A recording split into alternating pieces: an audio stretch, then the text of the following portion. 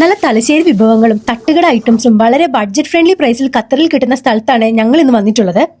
ഇവരുടെ സിഗ്നേച്ചർ മുട്ടയപ്പമാണിത്. ഉള്ളിയും കറിവേപ്പിലയും ഒക്കെ വഴറ്റി അതിലേക്ക് ഇവിടെ സ്പെഷ്യൽ ഗ്രേവി ഒഴിച്ച് അതിലേക്ക് മുട്ടയപ്പം ഇട്ട് തിളപ്പിച്ചാണ് തരുന്നത്. കൂടെ ഒരു ക്വാർട്ടർ ബാർബിക്യൂ ചിക്കനും.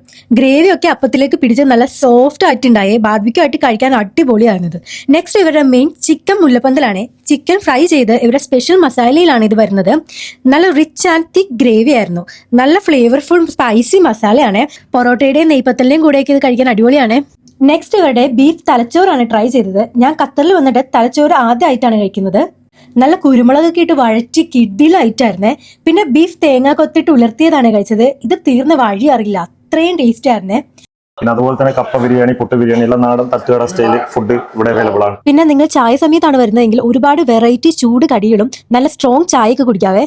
സ്നാക്സ് ഐറ്റംസ് എന്ന് പറയുന്നത് കായ്പോള, ചട്ടിപ്പത്തില്, ഇറച്ചിപ്പത്തില്, സുഗീന്, കായുണ്ട, അങ്ങനത്തെ പല ഐറ്റംസും, ഏലാഞ്ചി, അങ്ങനത്തെ വെറൈറ്റി കുറെ ഐറ്റംസ് അവൈലബിൾ ആണ് ഇവിടെ. അപ്പോൾ ഇത് എവിടെയാണെന്ന് ഒട്ടുമിക്ക എല്ലാവർക്കും അറിയായിരിക്കും. എങ്കിലും സൽക്കാരം റെസ്റ്റോറന്റ് അൽ അസീസിയ.